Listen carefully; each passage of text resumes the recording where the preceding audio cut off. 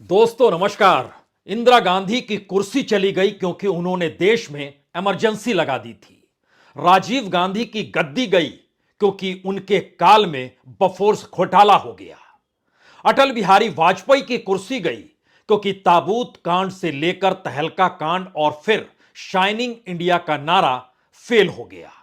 मनमोहन सिंह की कुर्सी इसलिए गई क्योंकि उनके दौर में एक के बाद एक कई घोटाले उभर कर आ गए, चाहे वो 2G हो, चाहे कोयला घोटाला हो, चाहे कॉमनवेल्थ हो, चाहे आदर्श घोटाला हो। यानी इस देश में सत्ता के खिलाफ कोई घोटाला अगर खड़ा हो जाए तो फिर जनता उसे कुर्सी से हटा देती है। लेकिन मौजूदा वक्त में एक के बाद एक मुद्दे खड़े होते चले जा रहे हैं और मुद्दों के बाद पहली बार इस देश में सबसे बड़े स्कैम के तौर पर अडानीज को देखा गया। पहली बार अघोषित आपातकाल के शब्द के साथ कांग्रेस ने बीबीसी पर पड़े छापे को देखा। लेकिन इन सब के बावजूद भी मोदी सत्ता क्या डामाडोल हो नहीं सकती है? यह कौन सी राजनीति है, यह कौन सी परिस्थिति है जिसमें मौजूदा सत्ता के खिलाफ मुद्दे ही नहीं बल्कि सत्ता को कटघरे में खड़े करते हुए मुद्दे राष्ट्रीय और अंतर्राष्ट्रीय तौर पर इस दौर में खड़े हो रहे हों और विपक्ष आपको कहीं दिखाई ना दे।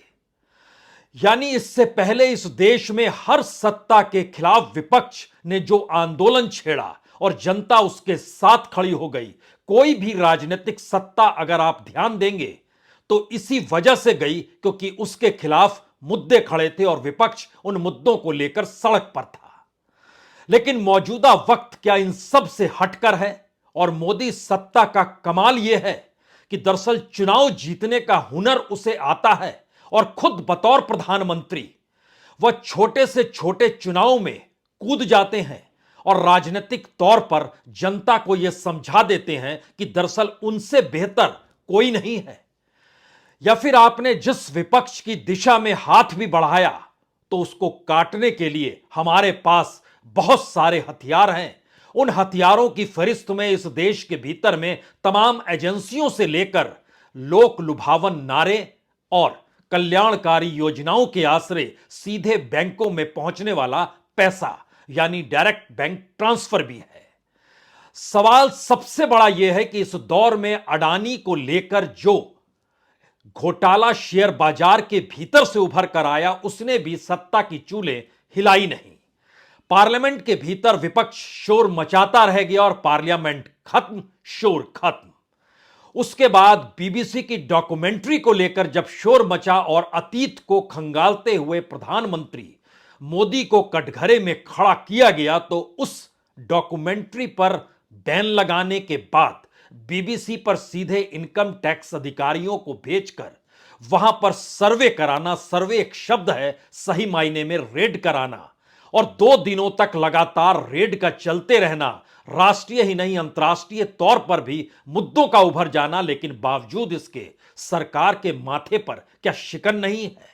सवाल इस देश के भीतर में लोकतंत्र को लेकर अगर चुनाव जीतने का है और चुनाव जीतने के बाद अपने अनुकूल राजनीतिक तौर पर नीतियों को बनाते हुए लागू कराने का है तो आप कल्पना एक क्षण के लिए कर लीजिए 2024 के बाद क्या क्या हो सकता है, या आने वाले वक्त में इस देश के भीतर में किस दिशा में सरकार कौन सा कदम उठाएगी, यह आप सोचना शुरू कीजिए।